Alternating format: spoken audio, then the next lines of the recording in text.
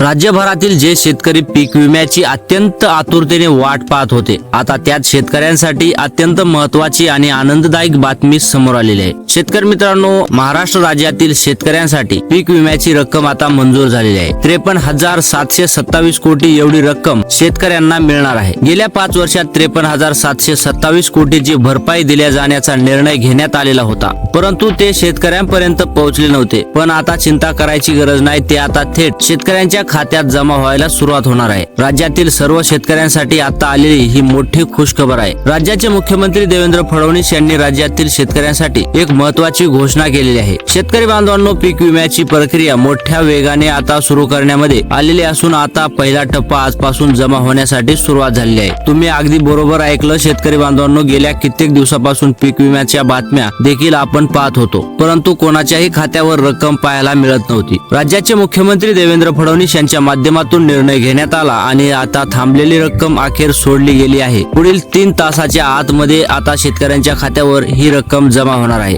आता महत्त्वाचं म्हणजे कोणत्याही शेतकऱ्यांनी चिंता करायची गरज नाही, आज त्यांच्या थेट खात्यावर पीक विमा जमा होणार आहे। महाराष्ट्रामधील या 15 जिल्ह्याची निवड या पीक विम्याच्या टप्प्यासाठी केलेली आहे। आता या 15 जिल्ह्यामध्ये जर तुमचं नाव येत असेल तर सरकारच्या माध्यमातून आज तुमच्या खात्यामध्ये पीक विमा जमा करण्यामध्ये येत आहे। बघा, 15 जिल्ह्याची यादी आता जारी करण्यामध्ये आली आहे। तुम्हाला माहित आहे डीबीटीला मर्यादा असते, या मर्यादेमुळे सरकारने निर्णय घेतला आहे। पहिल्या यादीत 15 जिल्ह्यामध्ये पीक विमा जमा करण्यामध्ये येत आहे। आता लक्षपूर्वक बघा शेतकरी बांधवांनो, तांत्रिक कारणामुळे प्रक्रिया काही काळ अडकली होती, मात्र आता ती जलद गतीने राबवण्याचे आदेश देण्यामध्ये आलेले आहेत। पात्र शेतकऱ्यांच्या खात्यामध्ये थेट डीबीटीच्या द्वारे निधी हस्तांतर करण्यामध्ये येत आहे, म्हणजे की शेतकरी बांधवांनो आता फक्त काही तास आणि तुमच्या खात्यामध्ये पीक विमा जमा होणार आहे। तुम्ही अगदी बरोबर ऐकलात, परंतु सर्वात महत्त्वाची यादी आहे। बघा, यादी पाहिल्याशिवाय व्हिडिओ अजिबात बंद करू नका, कारण गेल्या कित्येक वर्षभरापासून तुम्ही पीक विम्याची वाट पाहिली होती। लक्षामध्ये घ्या। तर मग आता महत्त्वाचे म्हणजे की बघा शेतकरी बांधवांनो, मंत्रिमंडळ बैठकीत पावसामुळे आणि नैसर्गिक आपत्कालीमुळे नुकसान झालेल्या शेतकऱ्यांसाठी स्वतंत्र आर्थिक मोठं पॅकेज आता मंजूर करण्यामध्ये आलेलं आहे। बघा, सरकारने पॅकेजची देखील घोषणा केलेली आहे। या मदतीमुळे नुकसानग्रस्त शेतकरी बांधवांना त्वरित दिलासा आता मिळणार आहे। बघा, पीक विम्याचा टप्पा आता वितरित करण्यामध्ये येत आहे